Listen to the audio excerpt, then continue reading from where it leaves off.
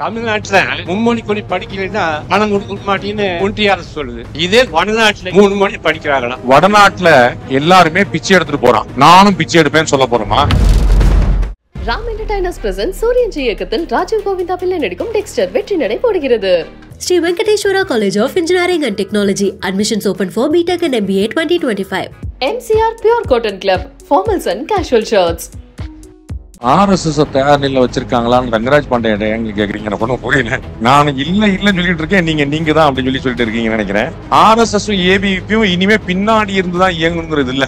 இன்னைக்கு இருக்கிற ஜனாதிபதி, இன்னைக்கு இருக்கிற பிரதமர், இன்னைக்கு இருக்கிற உள்துறை அமைச்சர் எல்லாருமே RSS தான், ABVP தான், எல்லாருமே தான். அவர்கள் வேலை பார்த்துக்கிட்டே தான் இருக்கிறாங்க. திரு H. ராஜா இன்னைக்கு திரு சீமான் சொல்லக்கூடிய எல்லா விஷயங்களும் ரொம்ப முன்னாடியே சொன்னவர். ஒரு சந்தர்ப்பம் கிடைக்காமல் போனதற்கான காரணம் அவருடைய ஜாதி என்று நான் நினைக்கிறேன். நீங்க 2031 பிஜேபி எதிர்கட்சி, 36 ஆளுங்கட்சின்னு சொல்லியிருந்தீங்க. இப்போ விஜய் வந்திருக்காரு புதுசா. சோ இன்னும் நீங்க அந்த கருத்துல உறுதியா இருக்கீங்களா? விஜயோடைய தாக்கத்தை பத்தி நான் நிறைவுல இறுதியா சொல்றேன். ஆனா இப்போ வரைக்கும் அந்த கருத்துல மாற்றம்ல. 2036 பிஜேபி ஆட்சி. இந்த தமிழ்னு சொல்லிட்டு இருக்கோங்க. 47,000 பேர் 10ஆம் கிளாஸ்ல ஃபெயில் ஆயிருக்காங்களே ஐயா, இதுக்கு என்ன காரணம்? ஒரு அமைச்சருடைய பையன் இங்கிலீஷும் பிரெஞ்சும் படிக்கிறாரு, இன்னொருடைய அமைச்சருடைய பையன் இங்கிலீஷும் ஸ்பானிஷும் படிக்கிறாரு. 2 அமைச்சர் பையங்களை யாராவது தமிழ் படிக்க ஆரம்பிச்சாங்கன்னு இந்த மும்மொழி கொள்கை அப்படின்றது எல்லாருமே தமிழ்நாட்டுல மட்டும் எதிர்த்துட்டு இருக்காங்க. நீங்க என்ன விவாதிக்கணும்ங்கறத அவங்க தீர்மானிக்கிறாங்க. திமுகவுடைய ராஜேந்திரத்தை கரைச்சு குடிச்ச அந்த ராஜேந்திரத்தை வேற யாருமே அதை பிடிக்கவே இல்லை. சார் மாலை வணக்கம். எஸ், அந்த RSSல பெரும்பான்மையா பாத்தீங்கன்னா ABVP போன்ற VHP போன்ற அமைப்புகள் எல்லாம் பெரும்பான்மையா அங்கம் வகிக்குது. தமிழ்நாட்டுல நெக்ஸ்ட் பிஜேபி 31 36 வரணும் அப்படின்னா இளைஞர்களை RSS ABVP தயார் நிலையில வச்சிருக்காங்களா? இது என்னுடைய கேள்வி. RSS தயார் நிலையில வச்சிருக்காங்களான்னு ரங்கராஜ் பாண்டே எங்க கேக்குறீங்க? எனக்கு ஒன்றும் புரியல. நான் இல்லன்னு சொல்லிட்டு இருக்கேன், நீங்க தான் அப்படின்னு சொல்லிட்டு இருக்கீங்கன்னு நினைக்கிறேன். பிஜேபி தான் தேர்தலுக்கு தயாராகணும். RSS and ABVP வளர்ந்ததுனால பிஜேபியுமே 365 days work பண்ணிட்டு இருக்கு. ஏன் இந்தியாவுல மற்ற கட்சிகள் தேர்தலை எதிர்கொள்ள தயங்குறாங்க, சமாளிக்க முடியாம திணறாங்க? பிஜேபி எப்படி லெப்ட்ல டீல் பண்ணுது அப்படின்னா, எல்லாரும் 2026 தேர்தலுக்கு ரெடி ஆகிற மாதிரி டிசம்பர்ல பாத்துக்கலாம், ஜனவரில பாத்துக்கலாம் உட்கார்ந்துருக்காங்க. பிஜேபி மட்டும் 365 நாள் எலெக்ஷன் மோட்லயே தான் இருக்கு. அதனால அவர்கள் யூனிஃபிகேஷனுக்கு முன்னாடி பேசிக்கிறார்கள். அதற்கு காரணம் ABVP தான். RSSம் ABVPயும் இனிமே பின்னாடி இருந்துதான் இயங்குங்கிறது இல்ல. இன்னைக்கு இருக்கிற ஜனாதிபதி, இன்னைக்கு இருக்கிற பிரதமர், இன்னைக்கு இருக்கிற உள்துறை அமைச்சர் எல்லாருமே RSS தான், ABVP தான், எல்லாருமே தான். அவர்கள் வேலை பார்த்துக்கிட்டே தான் இருக்கிறாங்க. எஸ், இங்க இருந்து வணக்கம் சார். ஆக்சுவலா எனக்கு 3 கொஸ்டின் இருக்கு, நான் டக்குன்னு கேட்டுறேன். ஒண்ணுதான் மத்த 2 சார்ஜ். சரி, ஓகே சார். ஃபர்ஸ்ட் ஒன் இப்ப திமுக கூட்டணி 2017 இருந்து இன்டாக்டா இருக்குன்னு சொன்னீங்க. பட் ஆனா ADMK பாஜகவும் இப்ப சேர வேணாம், ஆனா கடைசியில சேர்ந்தா 2 பேருக்கும் பலன் இருக்குன்ற மாதிரி ஒரு இன்டர்வியூல சொல்லியிருந்தீங்க.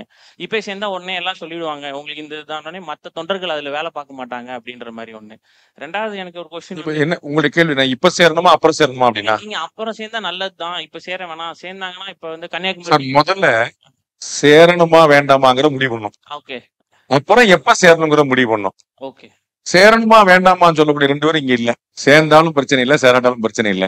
அவங்க சேருவாங்களா சேர மாட்டாங்களான்னு கொஞ்சம் சோசார் மாதிரி ட்ரை பண்ணி பாக்குறேன் அப்படின்னு நம்ம சொல்றதுக்கு இல்ல. பட் இயல்புல பாத்தீங்கன்னா எவ்வளவுக்கோள முன்னாடி சேர்றாங்களோ அவ்வளவுக்கோள நல்லது, அதுதான் அவங்களுக்கு.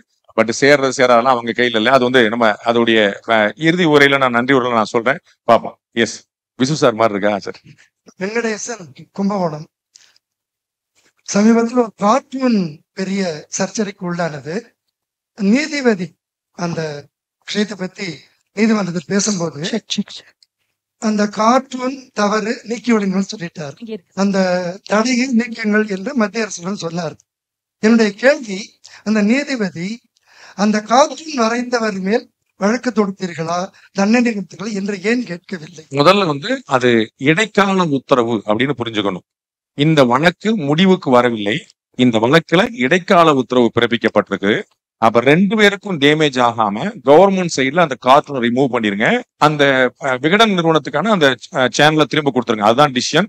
இறுதி விசாரணை நடந்து கொண்டிருக்கிறது. அப்ப வரலாம். இன்னும் ஜட்ஜ்மெண்ட் கொடுக்கப்படல. It was an interim order for information. Yes sir, Rajesh Kanna, சென்னையில இருந்து.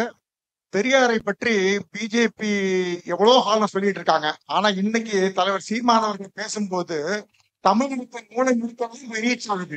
இதே கருத்துக்களை அண்ணன் எச்ராஜா அவர்கள்லாம் பேசும்போது ரீச் ஆகுது. காரணம் தமிழக பிஜேபியில அவ்வளவு சொல்வன்மை வாய்மை இருக்கிற தலைவர்கள் இல்லையா, இல்ல அண்ணாமலை கேட்டா சொல்லக்கூடிய ஆட்கள் அதிகமாக தேவைப்படுமா? என்ன காரணம்? பிஜேபி சொல்றது போய் சேர மாட்டேங்குது. ரெண்டு பேரை நீங்களே சொல்லிட்டீங்க பிஜேபியில இருந்து, திரு H Raja and Annamalai. So அவங்களை நீங்களே அடையாளம் பாக்குறீங்க. திரு அண்ணாமலை இப்பதான் வந்திருக்கிறாரு, ரொம்ப அக்ரெசிவா பண்றாரு. திரு ஹெச் ராஜா வந்து இன்னைக்கு திரு சீமான் சொல்லக்கூடிய எல்லா விஷயங்களும் ரொம்ப முன்னாடியே சொன்னவர். அவர் நீங்கள் எல்லாரும் எதிர்பார்ப்பது பெரிய ஒரு சந்தர்ப்பம் கிடைக்காமல் போனதற்கான காரணம் அவருடைய ஜாதி என்று நான் நினைக்கிறேன். ஐயா சார் வணக்கம், நான் ரகுராமன் சீனிவாசன் பேசுறேன்.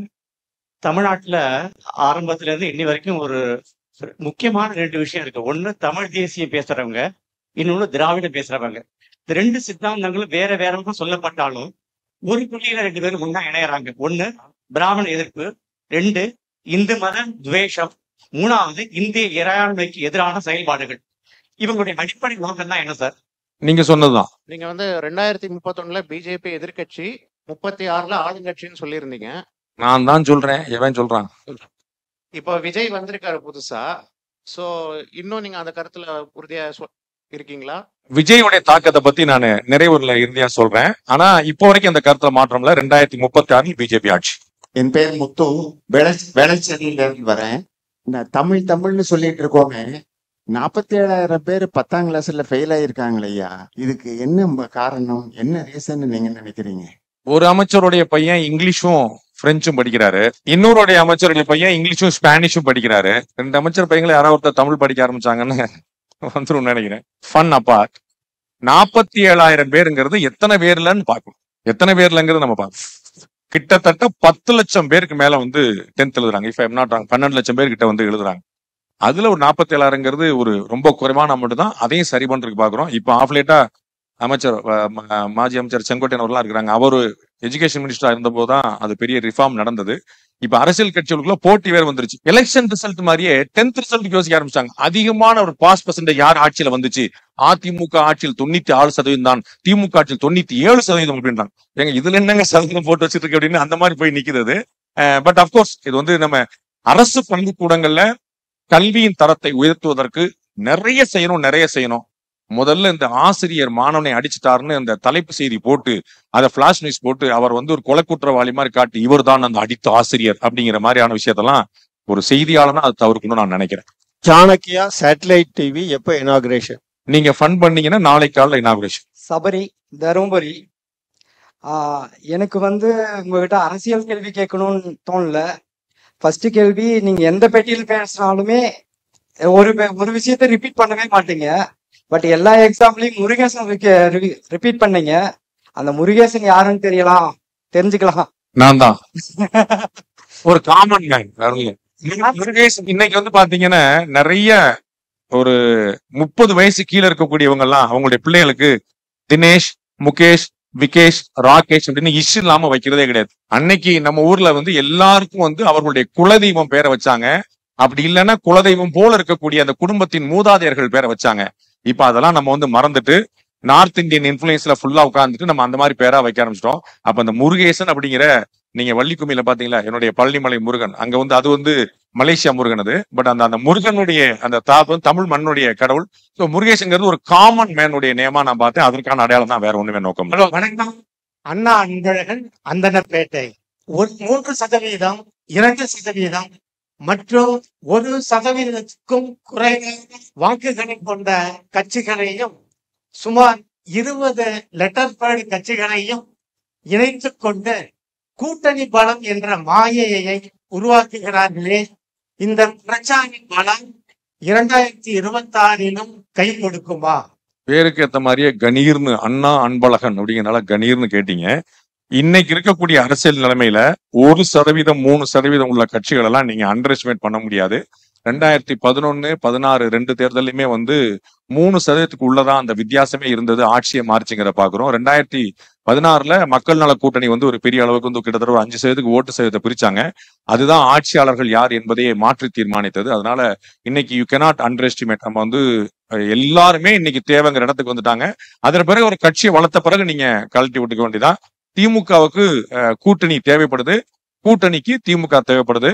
அவங்க 2 பேருக்கும் என்ன செய்யணுங்கிற புரிஞ்சிருச்சு. உங்களுக்கு புரிஞ்சிருக்கான்னு தான் தெரியல எனக்கு. இந்த மும்மொழி கொள்கை அப்படின்றது எல்லாருமே தமிழ்நாட்டுல மட்டும் எதிர்த்துட்டு இருக்காங்க. சோ இதோட முடிவு தான், இதோட எண்ட் பாயிண்ட் தான் என்ன, லைக் எதுக்காக இத தமிழ்நாட்டுல மட்டும் ஏன்னா வேற எந்த மாநிலமும் இதை எதிர்க்கிறது கிடையாது.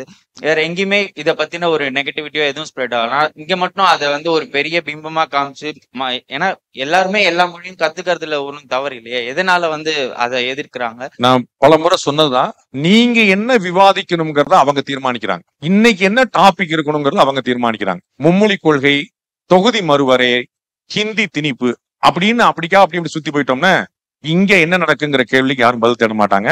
அது அப்படியே அங்க மெயின்டைன் பண்ணிட்டே இருக்கிறது. பாலன் இந்த பக்கம் போட்டே இருக்கிறது. நான் பலமுறை சொல்லியிருக்கேன், திமுகவுடைய ராஜேந்திரத்தை கரைச்சு குடிச்ச அந்த ராஜேந்திரத்தை வேற யாருமே அதை பிடிக்கவே இல்லை. அந்த நெரேட்டிவை வந்து நீங்க அந்த பக்கம் வச்சுக்கிட்டீங்கன்னா ஏடிஎம்கே உள்பட எல்லா கட்சிகளும் இன்னைக்கு டிஃபென்ஸ் மோட்ல தான் இருக்கிறாங்க. அவங்க அஃபென்ஸ் மோடுக்கு வர முடியாம பண்ணதான் திமுகவுடைய ராஜேந்திரம். S, hello. இப்ப நீங்க சொன்னீங்க நிறைய அரசியல்வாதிகள் வந்து உங்ககிட்ட பேட்டி கொடுக்க வந்தா பயந்து ஓடுறாங்க. அப்படிலாம் சொல்ல நீங்க வர்றாங்க. நான் சொல்ல பயந்து ஓடுறாங்க. இல்ல பொதுவாகவே பாண்டிய கிட்ட இது பேட்டிக்குன்னு போனோம்னா அரசியல்வாதிக்கு பயம் இருக்குங்க. அப்படிலாம் சொல்லாதீங்க, வர்ற 4 பேர் வர மாட்டாங்க. இப்ப நீங்க அதே பேட்டி எடுத்துட்டு உங்களுக்கு என்ன செய்ய போறாங்க, நைட்டு தூக்கம் படுத்து அனுபவம் உண்டுங்க அவங்களுக்கு? நம்ம யாரையுமே தனிப்பட்ட முறையில கேள்வி கேட்கறது இல்லைங்க. நம்ம யாரையுமே ஆபாசமா பேசுறது இல்ல. நாம யாரையுமே இழிவுபடுத்துறது இல்ல. பிலோ த பெல்ட்னு சொல்லுவாங்க, நம்ம என்னைக்குமே பண்ணது இல்ல. உங்களுக்கு தெரிஞ்சிருக்கும், நான் வந்து பேட்டி எடுத்து முடிச்ச பிறகு என்னோட இன்ட்ரப்ஷன் இல்லாம ஒரு நிமிஷம் நீங்க ஏதாவது சொல்லலாம்னு சொல்லுவேன். அதற்கு பிறகு கட் பண்ண பிறகும் கூட நீங்க ஏதாவது மிஸ் பண்ணிட்டீங்களா, நீங்க ஏதாவது சொல்ல விரும்புனீங்களா, நீங்க ஏதாவது மனசுல வச்சிருந்தீங்களான்னு கேட்டு அதையும் நான் கேள்வி ஆக்கியிருக்கிறேன். சோ நம்ம வந்து ஆப்போசிட்ல உட்கார்ந்து இருக்கிறவங்களுக்கான எல்லா ஸ்பேஸும் கொடுத்து தான் பண்றோம். நாம ஏதோ ஒரு ஆடு சிக்கிருச்சு அப்படிங்கிற பிசினஸ்க்கு நம்ம போறது இல்ல. நம்ம வந்து அவர்கள் ஒரு பெரிய தலைவர்கள்ங்கிறதுல எந்த மாற்று கருத்தும் இல்ல. திருமாவளவன் அவர்கள் வந்து உட்கார்ந்து இருக்கிறாரு, நம்ம பயங்கரமா கிரில் பண்றோம் அப்படின்னு நினைச்சா எனக்கு மனசுல நல்லா தெரியும். ரங்கராஜ் பாண்டே கூட்டா ஒரு 1500 வருவாங்க, திருமாவளவன் அவர்கள் கூட்டா 1,00,000 பேர் வருவாங்கன்னு எனக்கு தெரியும். ஸோ அவர் மக்கள் பிரதிநிதிகள் அப்படிங்கிற அந்த மரியாதை என் மனசுல எப்பயுமே இருக்கும். அதனால நம்ம அந்த மாதிரி யோசிக்கிறோம். அவங்க வேறு காரணங்களுக்காக வர்றதில்ல. S, balcony. சார், உங்க வயசு என் வயசு சேம். நீங்க 1975, நானும். எனக்கு உங்க புத்தி கூர்மையும் உங்க அறிவு கூர்மையும் பார்த்து நான் ரொம்ப வியந்திருக்கேன். வாழ்த்துக்கள். என்னோட கேள்வி என்னன்னா, நீங்க சொல்ற மாதிரி 2026 திமுக கூட்டணி உடையுமா உடையாதான்? அண்ணன் செல்வி வந்திருக்கிறாரு, அவர்கிட்ட ஒரு வார்த்தை கேட்டுட்டோம்னா அது ஈஸியா முடிச்சிடலாம். எஸ், ஹலோ, வணக்கம் சார். தமிழ்நாட்டுல மும்மொழி கொடி படிக்கலைன்னா பணம் கொடுக்க மாட்டேன்னு ஒன்றிய அரசு சொல்லுது. இதே வடநாட்டுல இந்தி பெல்ட்ல 3 மொழி படிக்கிறாங்களாம். வடநாட்டுல எல்லாருமே பிச்சை எடுத்துட்டு போறான், நானும் பிச்சை எடுப்பேன்னு சொல்ல போறோமா? வடநாட்டுல என்ன பண்றானோ அதை விட நான் பிரமாதம் பண்றேன் சொல்ல போறோமா? தமிழ்நாடு இந்தியாவின் மற்ற மாநிலங்களோட போட்டி போடும் இடத்தில் இல்லை, மற்ற நாடுகளோடு போட்டி போடும் இடத்துல இருக்கு. அத மாதிரி யோசிக்கணும். ஒரு குஜராத்துடைய முதலமைச்சர், நான் குஜராத்துடைய முதலமைச்சர் மட்டும் யோசிச்சிருந்தாருன்னு குஜராத்ல கூட இருந்திருப்பாரான்னு தெரியாது. தேச விகாஸ்கே குஜராத் கா விகாஸ் அப்படின்னாரு. இந்த நாட்டின் முன்னேற்றத்திற்காக குஜராத்தின் முன்னேற்றம்னார். மே மாசம் உச்சி வெயில் 45 டிகிரி செல்சியஸ் இருக்கக்கூடிய இடத்துல வீடு வீடா போய் பேட்டி பச்சாவோ பேட்டி படாவோன்னு பெண்களை பூரா படிக்க வைங்கன்னு கேட்டார். அதனால இன்னைக்கு இந்தியாவுடைய பிரதமரா உட்கார்ந்துருக்கிறார். அப்படியே செட்டில் ஆயிராம 365 நாள்ல 150 நாள் டிராவல் பண்ணிட்டே இருக்காரு உலகம் பூரா. அதனால இன்னைக்கு வந்து ஜோ பைடனா இருந்தாலும் சரி, டொனால்ட் ட்ரம்பா இருந்தாலும் சரி, ஒபாமாவா இருந்தாலும் சரி, 3 அதிபர்கள் இவருடைய முகத்தை தான் பார்த்துட்டு இருந்தாங்க. அதை நம்ம மறந்துடக்கூடாது. சோ நான் அவன் என்ன பண்றான், இவன் நான் அடுத்து இன்னும் புதுசா என்ன செய்யணும் பார்க்கணும். 10 மாநிலம், 10 மாநிலம், உங்களுடைய பாஷையில திராவிட மாநிலம். அங்க இருக்கக்கூடிய சந்திரபாபு நாயுடு சொல்றாரு, நான் 10 மொழியில படிக்க வைப்பேன் பிள்ளைகள் அப்படின்றார். அப்ப நான் 12 மொழியில படிக்க வைக்கிறேன்னு சொல்லுவான். அப்பதான் கிளம்புவோம். அதிகமான வாய்ப்புகளை கொடுங்கள். வேண்டும் வேண்டாங்கிறது மக்கள் முடிவு பண்ணாங்க. திணிக்கல சொல்லிக்கிட்டே, திணிக்க விடமாட்டோம் சொல்லிட்டு இந்தி திணிப்பை மட்டும் தான் இருக்குன்னு சொல்லிக்கிட்டு எல்லாருடைய பள்ளியிலையும் என்ன சொல்லி கொடுக்குறீங்கன்னு இங்க உட்கார்ந்துருக்க எல்லாருக்கும் தெரியும். அரசியலில் ஆண்களுக்கு நிகராக பெண்களுக்கு தடம் பதிக்கணும், கால் பதிக்கிறதுக்கு எந்த மாதிரி யுக்திகளை கையாளணும், எங்களை போல கிராமத்துல இருந்து வரக்கூடிய பெண்கள் நாங்க எப்படி இந்த அரசியல் களத்தை கையாளணும் அப்படின்னு நீங்க சொல்றது எங்களுக்கு ஏதுவா இருக்கும்னு நினைக்கிறேன். ஆம்பளைங்க அரசியலுக்கு வந்தாங்க ஒரு சாதாரண அரசியல்வாதியா போயிடுறான். இந்த பொம்பளைங்க அரசியலுக்கு வந்தா பயங்கர பிரச்சனையா இருக்கு. ஒரு இந்திரா காந்தி வந்தாங்க, உலக வரைபடம் மாறிவிட்டது. புதிதாக ஒரு நாடு உருவானது. பங்களாதேஷ்ங்கிற ஒரு நாடு உருவாக காரணம் இந்திரா காந்தி, மறந்துடக்கூடாது. ஒரு ஜெயலலிதா வந்தாங்க, அண்ணன் செங்கோட்டை எல்லாம் பார்த்திருக்கிறாரு. இதோ அம்மா நிர்மலா சீதாராமன் இருக்காங்க, எங்க ஓடுறீங்க, வாங்க வாங்க வாங்கன்றாங்க. அக்கா தமிழிசை தன்னந்தனியா தமிழகத்தில் தாமரை மலர்ந்தே தீரும் அடி சொல்லிட்டே இருந்தாங்க. நிறைய முன்னுதாரணங்கள் இருக்கு. லேடிஸ் வந்து பவர் இல்லையா, சக்தி இல்லையா, ஒரு சின்ன இடம் கொடுத்தா நீங்க மொத்தத்தையும் மடைக்கிறீங்கன்னு தெரியும். அதனால அப்படி அம்மி வச்சுட்டு நீ தான் தெய்வம் அப்படியே உட்காரு, நீ நல்லவன் அப்படியே உட்காரு அப்படின்னு சொல்லிட்டு இருப்பாங்க. சுய முயற்சி தான் கொண்டு வர முடியும். யாரும் வளர்த்து விட்டு யாரும் வளர முடியாது. அரசியலில் யாரும் வளர்த்து விட்டு யாரும் உருவாவதில்லை. யாரையும் வளர்க்க யாரும் ஆசைப்படுவதில்லை. அதற்கு மேல உங்களுக்கு தெளிவு தேவைப்பட்டுச்சுன்னா பியூர் பாலிடிக்ஸ் கிளாஸ்ல சேர்ந்துருங்க. நீங்க வந்து இந்த சீசன்டு ஜேர்னலிஸ்டா இருக்கிறதுனாலதான் எனக்கு இந்த உங்க மேல ஒரு சிறு வருத்தம் என்னன்னா, எல்லா பத்திரிகைகளுமே இல்ல எத்தனை பத்திரிகைகளுமே வந்து விஜயோட ஓட் பேங்க் என்னன்னே தெரியாம, அவருக்குன்னு ரசிகர் மன்றம் அதிக அளவுல இருக்கலாம், அவர் நிறைய சம்பளம் வாங்கலாம், அதனால அவருக்கு கூட்டம் சேரலாம், அதையே ஒரு ஓட் பேங்க் இருக்கும்னு நினைச்சு அவர் கண்டிப்பா ஒரு 3-4% இருக்கலாம். பட் நீங்களுமே அதை கொஞ்சம் கொஞ்சமா அடிக்கடி பேசி அவருக்கு கொஞ்சம் ஹைப் கொடுக்குறீங்களோன்னு எனக்கு தோணுது. அவர் ஏதாவது ஒரு இடத்துல ப்ரூவ் பண்ணியிருக்கலாம். ஈவன் இந்த ஈரோட்ல வந்து ஏதோ கொஞ்சம் வாங்கியிருந்தா கூட ஒரு ஐடியா. நான் ஹைப் கொடுத்தோன்னே நீங்க எல்லாம் போய் ஓட்டு போட்டுருவீங்க. அப்படி கிடையாது ஐயா. இல்ல, நான் இது வரைக்கும் அதிகமா ஹைப் கொடுத்தது எங்க அண்ணன் ஜி.கே. வாசனுக்கு தான். இல்ல அது தெரியல. நான் வந்து சொல்லிட்டு இருக்கிறேன், அவரை மாதிரி அதிர்ந்து பேசாத, கெட்ட வார்த்தை பேசாத, திட்டாத, வந்து பாருன்னு சொல்லாத, ஒரு அக்லி பாலிடிக்ஸ் பண்ணாத. நீங்க படக்குன்னு தெரியும், பாண்டேவே ஜி.கே. வாசன் சொல்லிட்டாரு, ஏன் ஓட்டு அவருக்கு தான் போட்டீங்களா? சார் நீங்க யாருன்னு எனக்கு தெரியும், நான் யாருன்னு உங்களுக்கு தெரியும், நம்ம 2 பேரும் யாருன்னு உலகத்துக்கு தெரியும். இடஒதுக்கீடு இல்லாத இந்தியா வளருமா? நிறைவேற்றாத தேர்தல் வாக்குறுதிகளுக்கு அக்கௌண்டபிலிட்டி என்று ஒன்று வருமா? இடஒதுக்கீடு இல்லாத இந்தியா கண்ணுக்கு எட்டிய தூரம் வரைக்கும் கிடையாது. இடஒதுக்கீடை நீங்க அப்படி அகற்ற முடியாது. இடஒதுக்கீடு யாருக்கு என்பதுல ஒரு கவனம் வேணும். தேவையான சரியான கிராமப்புற ஏழைகளுக்கு போய் சேர்கிறதா, அதே சமூகத்தில் இருக்கக்கூடிய பணக்காரர்களுக்கு போய் சேர்கிறதா அப்படிங்கிறதா நம்ம கிளாசிஃபை பண்ண முடியுமே தவிர இடஒதுக்கீடு ஒதுக்க முடியாது, இடஒதுக்கீடு தவிர்க்க முடியாது. யாருமே அப்படி ஒரு முயற்சியில இல்ல. இடஒதுக்கீடு தேவை, சரியான நபர்களுக்கு தேவை. சார் முன்னாடி நீங்க ஒரு 4-5 வருஷத்துக்கு முன்னாடி பேசும்போது சொன்னீங்க, இந்து சமய அறநிலையத்துறையை கலைக்கணும்.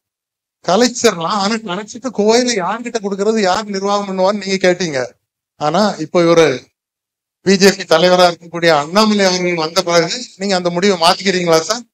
என்னுடைய பார்வைகள் எதுவுமே பிஜேபி மாநில தலைவரா யார் வந்திருக்காங்கிறத பார்த்து இல்லை.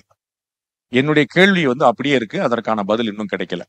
தமிழ்நாடு முழுக்க நீங்க வந்து அறநிலையத்துறையை கலைச்சிருங்க, யார்கிட்ட கொடுப்பீங்கிற கேள்விக்கு பதில் தரும். கபாலீஸ்வரர் கோயில் யாருக்கு போகும்? ஸ்ரீரங்கம் கோயில் யாருக்கு போகும்? யார் அதை பண்ணுவோம்? ட்ரஸ்டிகளுக்கு கொடுக்கலாம். சாணக்கியா கொடுத்துருவா, ரைட். ட்ரஸ்டிகளுக்கு கொடுக்கலாம். அந்த ட்ரஸ்டிகள் யார்? இதுல நிறைய விஷயங்கள் இருக்கு. அப்ப முதல்ல நம்ம என்ன செய்யணும்னா, நிர்வாகத்தை சீர்திருத்த முயற்சி. தமிழ்நாட்டு அரசு சரியில்லை, ஆட்சி சரியில்லைன்னு நீங்க நினைச்சீங்கன்னா அதை சரி பண்றதுக்கு முயற்சி பண்ணணுமே தவிர அரசியலே கூடாது, அரசியல்வாதிகளே கூடாது அப்படின்னு சர்வாதிகாரம் எவ்வளவோ தேவலாம். எமர்ஜென்சி காலத்துல ட்ரெயின் கரெக்டா வந்துட்டு இருந்தது தெரியுமோ அப்படின்னு சொல்லக்கூடாது. எமர்ஜென்சி காலத்துல ட்ரெயின் மட்டும் வந்தது இல்லை, நீங்க எத்தனை புள்ள பத்துக்கணுங்கிற வரைக்கும் அவங்க தீர்மானிச்சாங்க, மறந்துடக்கூடாது. சோ அப்படிப்பட்ட விஷயத்தை கொஞ்சம் கனவுல வச்சுக்கணும். அப்ப நம்ம வந்து இருக்கிறத அறநிலையத்துறை சரியில்லைன்னா அதை சரி பண்றதுக்கான வழியை பார்க்கணும். ஒட்டுக்க காலி பண்ணி போறல, அதற்கான காலம் வரலாம். முதல்ல இது சரி பண்ண பிறகு முதல்ல நம்ம செய்ய வேண்டிய கடமை வந்து அறநிலையத்துறை சரி பண்றது. அப்புறம் அறநிலையத்துறை வேண்டாமா இல்லையாங்க அப்புறம் பண்ணுவோம். முதல் கையெழுத்துல போட போறேன்னு அண்ணாமலை அவர்கள் சொல்றாரு, வரட்டும் பார்க்கலாம்னு தெரியல. Sir Satish Mambalam sir, PMC திட்டத்தை ஏத்துக்கிட்டாதான் நிதி ஒதுக்க முடியும்னு மத்திய அரசு சொல்லிருச்சு. ஆனா ஆளுங்கட்சிகள் ஈஸியா வந்து நிதி தரலன்னு சொல்லி கட்டமைச்சிட்டு அதை ஈஸியா தவிர்த்துறாங்க. அது வேற நிறைய செட் பண்ணிட்டாங்க. அப்பனா பதில் வந்து நம்ம கொடுக்குறோம்னு 1 மணி நேரம் அண்ணாமலைஜி பேசினாலும் அது எடுபடாம நிதி தமிழக தரமாட்டேங்கிறாங்க, வஞ்சிக்கப்படுங்கிற அந்த நரேட் தான் போய் செட் ஆகுது. அது என்ன காரணம்? ஏன்னா இந்த பக்கம் அண்ணாமலை ஒருத்தர் பேசுறாரு, எதிர வந்து 20 பேர் பேசுறாங்க, அவ்வளவுதான். திரு அண்ணாமலை தனியா பேசிட்டு இருக்கிறாரு, எதிர வந்து 20 பேர் பேசுறாங்க. அதன் முக்கியமான அந்த நெரேட்டிவ் வந்து ரொம்ப ஸ்ட்ராங்கான. நான் ஏற்கனவே பலமுறை சொன்னேன், அவங்க வந்து ரொம்ப பியூட்டிஃபுல்லா எப்படி கூட்டணி கட்சிகளை பூரா ஒருங்கிணைச்சு கொண்டு வந்திருக்காங்க, எப்படி வந்து அண்டை மாநிலங்களை பூரா ஒருங்கிணைச்சு கொண்டு வர ட்ரை பண்றாங்கிறத பாக்குறோம். இதெல்லாம் தான் அவங்களுக்கு வந்து ரொம்ப சாத்தியப்படுத்தி கொடுத்திருக்கு. சோ அவங்களுடைய நெரேட்டிவ் தான் அதற்கான காரணம். திராவிட முன்னேற்ற கழகத்தில் உள்ள முக்கியமான தலைவர்கள் RS பாரதி, துரைமுருகன் போன்றவர்கள்லாம் ஒரு அரசியலுக்கு அப்பாற்பட்ட அநாகரிகமான முறையில பேசுறாங்க. அவங்களுடைய தகுதிக்கு இது ஏற்றது அல்ல. இந்த திராவிட முன்னேற்ற கழகம் இப்படியே பேசிக்கொண்டிருக்கிறது. இன்னைக்கு உள்ள மீடியாக்களும் சரி, நிதித்துறையா இருந்தாலும் சரி, ஒரு கேலி கூத்தாக இருக்கிறது. அதற்கு உங்களை போன்ற நடுநிலையாளர்கள் அதுக்கு ஒரு தீர்வு காண வேண்டும். நான் எதுக்கு தீர்வு? அண்ணன் சீமான் இருக்கிறாரு, சகோதரர் அண்ணாமலை இருக்கிறாரு. அவங்க திரு RS பாரதி அவர்களுடைய லாங்குவேஜ்லயே பதிலுக்கு போட்டுட்டு இருக்காங்க. அது நம்ம நிறைய பாத்துக்கலாம், ஒன்னும் யோசிக்க வேண்டியது, கவலை பண்ணல. எஸ், என் பேரு மணியரசன், உடுவாஞ்சேரியில இருந்து வந்திருக்கேன். கொஞ்ச நேரத்துக்கு முன்னாடி பேசும்பொழுது திரு H ராஜா சொல்றது எடுபடல, திரு சீமான் அவர்கள் சொல்றது எடுபடுது, அந்த மாதிரி ஒரு ஸ்லோகங்களா பேசணும் அப்படின்னு சொல்லியிருந்தீங்க. அதனால பிஜேபி வளர்றதுக்கு இங்கு உள்ள தலைவர்களும் மத்தியில் உள்ள தலைவர்களும் கிராமமாக சென்று நம் பழையபடி இந்த கம்யூனிஸ்ட் இவங்கெல்லாம் வளர்ந்த மாதிரி பேசுவதற்கு ஏற்பாடு செய்வாங்களா, உதவுவாங்களா? நீங்க தான் செய்யணும். நான் தான் செய்வேன். என்னை மாநில தலைவர் என்னையும் போடுங்க, நான் செய்கிறேன். சார், அரசியல் கட்சி வளர்றதற்கு எல்லா கட்சி தொண்டர்களுக்கும் தான். அது தமாக தொண்டர்களா இருந்தாலும் சரி, நாம் தமிழர் தொண்டர்களா இருந்தாலும் சரி, அதிமுக தொண்டர்களா இருந்தாலும் சரி, பாஜக தொண்டர்களா இருந்தாலும் சரி, அந்த கட்சி வளரணும்னு தொண்டர்கள் உழைக்கணும். அது இல்லாம யாரோ ஒருத்தர் மேல இருந்து குதிப்பாரு, கட்சி அப்படியே டபக்குன்னு வளர்ந்து நினைச்சீங்கன்னா அது கனவு, நடக்க போறதே இல்லை. கீழே கிரவுண்ட் லெவல் கனெக்ட் தொண்டர்களால் மட்டும்தான் சாத்தியம். அதனால தொண்டர்கள் உழைத்தால், உண்மையிலேயே நீங்க நினைச்சீங்க, பெரும்பாலான பேர் என்ன நினைக்கிறாங்கன்னு, நான் ஒரு கிரிட்டிக்கா மட்டுமே இருப்பேன், அவர் செய்யறது சரியில்லை, இவர் செய்யறது சூப்பர் மட்டும் சொல்லுவேன், நான் கான்ட்ரிபியூட் பண்ண மாட்டேன்னு நினைக்கிறேன். நரேந்திர மோடி ஒரு நாளைக்கு 20 மணி நேரம் உழைக்கிறார். ஒரு நாளைக்கு 20 மணி நேரம் உழைக்கிறார். அவரை விட ஒரு சிறந்த காரியகர்த்தா அந்த கட்சிக்கு யார் கிடைப்பான்னு சொல்லுங்க. நாட்டோட பிரதமர் விட்டுருங்க, அந்த கட்சிக்கு ஒரு காரியகர்த்தா யார் கிடைப்பான்னு பாருங்க. 2014 அவர் முதல் முறையாக பதவியேற்ற போது உங்களுக்கு தெரியும், அதற்கு முன்னாடி திரு அத்வானி அவர்களுக்கும் இவர்களுக்கும் இந்த சில மனத்தாங்கள்லாம் உங்களுக்கு எல்லாம் தெரியும். திரு அத்வானி அவர்கள் அந்த பதவியேற்பு நிகழ்ச்சிக்கு முன்னாடி பாஜகவுடைய எம்பிகள் கூட்டத்தின் போது, இந்த கட்சிக்கு நீ செய்திருக்கக்கூடிய சேவை சாதாரணமானதல்ல அப்படின்னு நிகழ்ந்தார். திரு மோடி அவர்கள் அதற்கு அடுத்து பேசும்போது, அம்மாவுக்கு பிள்ளை செய்யறது தேவையா, அது சேவையா, அது கடமை இல்லையான்னு கண்ணீர் விட்டார். அந்த மாதிரி நான் உழைத்து கொண்டே இருப்பேன். அன்னைக்கு ராஜ்நாத் சிங் அந்த கட்சியுடைய அகில இந்திய தலைவர், பிரதமர் வேட்பாளராக இருந்த நரேந்திர மோடி இந்தியா முழுக்க பிரச்சாரம் செய்து 400க்கும் மேற்பட்ட கூட்டங்கள் கலந்து கொண்டு பிரச்சாரம் முடிவுற்ற போது அகில இந்திய தலைவராக இருந்த ராஜ்நாத் சிங் போய் ரிப்போர்ட் கார்டு கொடுத்தார். நான் எவ்வளவு நிகழ்ச்சியில கலந்து கொண்டேன், எவ்வளவு நாள் நான் உழைச்சேன், எவ்வளவு மேடைகள் போனேன், ரிப்போர்ட் கார்டு கொடுத்தார். நரேந்திர மோடி உழைப்பாரு, நம்ம உட்கார்ந்துக்கலாம்னு நினைச்சா நடக்க போறது இல்ல. நரேந்திர மோடியோட 1/2 மணி நேரம் கூட உழைப்பேன்னு நினைச்சா தமிழ்நாட்டில் பிஜேபி ஆட்சி 2036க்கு முன்னாடியே சாத்தியம். நான் விமர்சனம் மட்டுமே பண்ணிட்டு இருப்பேன் அப்படின்னா, நாங்க ஹரியானால வந்துட்டோம், நாங்க டெல்லியில வந்துட்டோம், நாங்கெல்லாம் யார் தெரியுமா அப்படின்னு சொல்லிக்கிட்டே இருக்க வேண்டியதான். இங்க வர்றதுக்கு நீங்க உழைக்கணும். அண்ணாமலை உழைச்சா பத்தாது. ஒவ்வொரு ஊர்லயும் ஒரு H ராஜா, ஒவ்வொரு ஊர்லயும் ஒரு பேராசிரியர் சீனிவாசன், ஒவ்வொரு ஊர்லயும் ஒரு கருப்பு முருகானந்தம், ஒரு AP முருகானந்தம் போல ஒவ்வொரு ஊர்லயும் வந்து நிக்கணும். அப்படின்னாதான் சாத்தியப்படும். எஸ், டெமோக்ராட்டிக் ஓட்டு முறையை மாத்த முடியுமா? அது இல்லாம இப்ப எல்லாரும் ஓட்டு போறாங்க, எமோஷனலா எல்லாம் ஓட்டு போறாங்க. அறிவுபூர்வமா அதை மாத்துறதுக்கு என்ன வழி? அது படிப்பு படிச்சவங்க எல்லாத்துக்குமே நீட்டு வச்சுக்கிறாங்க. எம்பிஏ ஆகிறது ஒரு நீட்டை வச்சா என்ன? அது கட்டாயமா பண்றதுக்கு என்ன வழி? அது யார்கிட்ட படிச்சா நல்லா ஓட்டு போடலாம்னு நினைச்சிட்டீங்கன்னா கிடையாது. அது ஒரு செக்டாரா போடுறாங்க. முதல்ல ஒரு மத சார்பு மாசா போய் ஓட்டு போடுறாங்க. அவங்க யாருக்குள்ள ஒரு கும்பலா போய் ஓட்டு போடுறாங்க. இவங்க சொல்லி கும்பலா போய் மொத்தம் அறிவுபூர்வம் சிந்திக்காம போடுறாங்க. அந்த மாதிரி சிஸ்டத்தை மாத்திட்டு இவங்க தான் ஓட்டு போடணும், அவங்க அறிவுபூர்வமா அவங்களை சிந்திக்க வச்சு ஓட்டு போடுற அந்த மாதிரி சிஸ்டம் எப்படி கொண்டு வருது? இதுக்காகவே நீட்டை எதிர்க்க வச்சிருக்கீங்க போல தெரியுது. நீட் எதிர்க்க வேண்டாம், நீட் மாதிரி சொல்றீங்க. அரசியலுக்கு எப்படி